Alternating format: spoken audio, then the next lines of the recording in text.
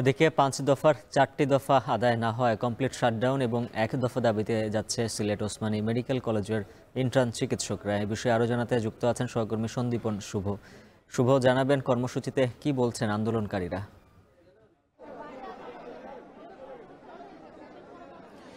উজ্জ্বল, আমি রয়েছি সিলেটে এমএজি ওসমানী মেডিকেল কলেজ হাসপাতালের মেডিকেল কলেজের ঠিক গোলচত্বরটিতে, এবং এখানে মেডিকেল শিক্ষার্থী যারা রয়েছেন এবং ইন্টার্ন চিকিৎসকরা তারা কিন্তু যে ৫ দফায় ছিলেন সেই ৫ দফার মধ্যে প্রধান যে দাবিটি ছিল তাদের, অর্থাৎ ডাক্তার এমবিবিএস বা বিডিএস ডিগ্রি ছাড়া ডাক্তার লেখা বন্ধ করার যে দাবি উঠেছিল সেটি কিন্তু আজকে তারা সেই দাবিটি প্রত্যাশিতভাবে তারা পূরণ হয়েছে। তবে বাকি যে ৪ দফা অর্থাৎ জনবল সংকট সহ যে অন্যান্য দাবি ছিল, সকল মানহীন ম্যাটস বন্ধ করে দেওয়া সহ নানা ৪টা দাবি কিন্তু তাদের ছিল, সেই ৪ দফা দাবি কিন্তু এখনও পূরণ না হওয়ায় আজকে বিকেলে তারা রাজধানীতে যখন তারা সচিবালয়ে বা স্বাস্থ্য উপদেষ্টার সাথে দেখা করতে যান তখন কিন্তু পুলিশের সাথে একটি বাগবিতণ্ডা বা হাতাহাতির ঘটনা ঘটে। তখন এখানকার শিক্ষার্থীরা বলছেন যে এই সময় কিন্তু ২ জন ইন্টার্ন চিকিৎসক আহত হয়েছেন এবং তারই প্রতিবাদে কিন্তু তারা এখন ১ দফা দাবিতে চলে গেছেন, অর্থাৎ স্বাস্থ্য উপদেষ্টার তারা কিন্তু পদত্যাগ দাবি করছেন। এবং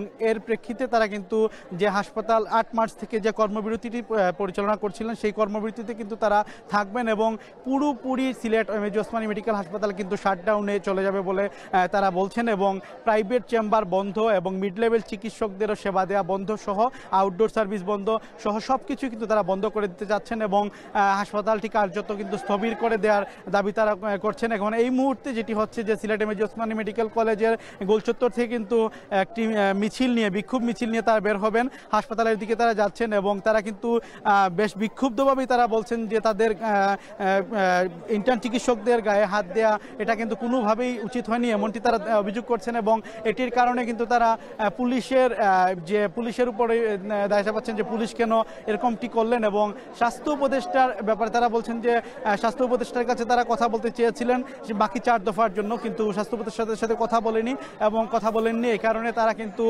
পুলিশের কাছেও হামলা শিকার হয়েছেন। এবং এরই প্রেক্ষিতে কিন্তু তারা আজকে এই মুহূর্তে তারা স্বাস্থ্য উপদেষ্টার পদত্যাগ দাবি করছেন। এবং আপনারা দেখতে পাচ্ছেন যে তারা কিন্তু বিভিন্ন ধরনের স্লোগান দিচ্ছেন এবং তারা কিন্তু এখান থেকে বেরিয়ে হাসপাতালে যাবেন এবং তারা বেশ বিক্ষুব্ধ অবস্থায় রয়েছেন। উজ্জ্বল, এই ছিল আসলে Sylhet MAG Osmani medical college হাসপাতাল থেকে আমার কাছে সর্বশেষ।